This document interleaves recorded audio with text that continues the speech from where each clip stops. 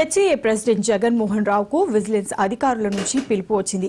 రేపు విచారణకు రావాలంటూ సమాచారం ఇచ్చారు అధికారులు. మరోవైపు ఇవాళ ఉదయం నుంచి హెచ్సీఏ అడ్మిన్ కార్యాలయంలో విజిలెన్స్ బృందం సోదాలు నిర్వహిస్తోంది. కాగా విజిలెన్స్ విచారణకు హెచ్సీఏ సెక్రటరీ, ట్రెజరర్, ఇతర సభ్యులు హాజరయ్యారు.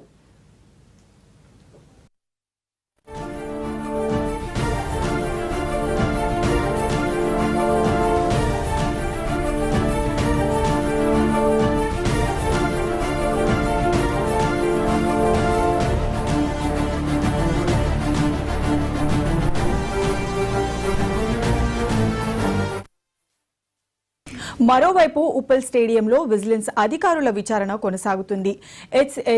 హెచ్సీఏ మధ్య జరిగిన ఈమెయిల్స్ ని చెక్ చేస్తున్నారు. ఐపీఎల్ కు ముందు అపెక్స్ కౌన్సిల్ మీటింగ్ లో తీసుకున్న నిర్ణయాలపై విజిలెన్స్ విచారిస్తోంది.